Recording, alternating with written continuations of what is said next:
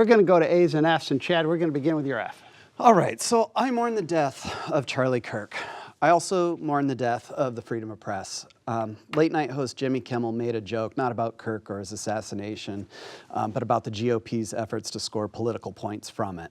This offended FCC Chair Brendan Carr, and so on Wednesday, ABC announced it was taking Kimmel off the air indefinitely.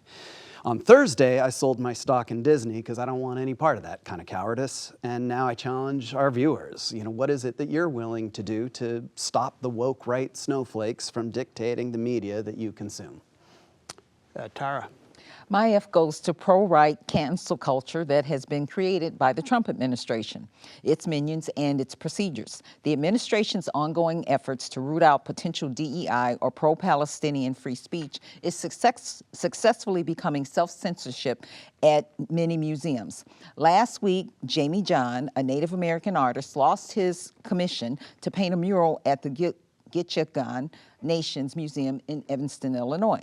He made the mistake of putting, quote, "Free Gaza" in his preliminary sketch, which would have been painted over on the wall. Similarly, he lost his commission. Last year, a Lakota artist, Danielle Seawalker, lost her artistic residency in Vail, Colorado, because of her painting, "G is for Genocide." Both artists were summarily dismissed with no warning and no appeal. Anirban.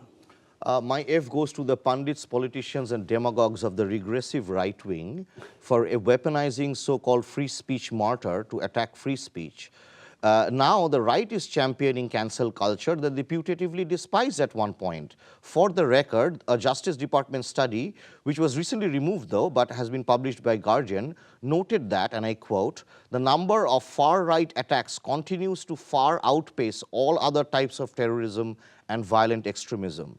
This is also similar to another University of Maryland study that reaches the same conclusion. Rick. Yeah, my F is in the same vein. I agree with my colleagues. The attack on freedom of speech by a number of these things, especially the Kimmel suspension, is very troubling.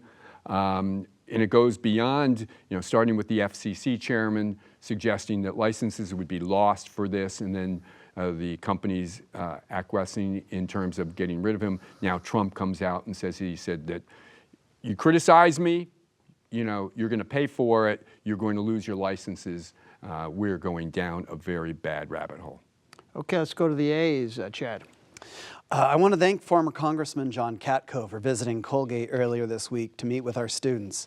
His central message to them was about the importance of getting a steady diet of opposing views, doing what's right even when it's not easy, and developing a thick skin when it comes to criticism. Now, he has a sister program here on WCNY called Balancing Act with John Katko. If you haven't seen it yet, I definitely encourage you to go check it out. Tara. My A has to do with Fashion Week, which was last week. And my A goes to designer and actively Black founder Lanny Smith. Unusually for Fashion Week, the clothing was casual chic. More importantly, in this political climate, the theme was, "This is not a fashion show," and wove American heritage into the runway presentations. Each model, including those on your screen, was or is an icon in the fight for civil rights.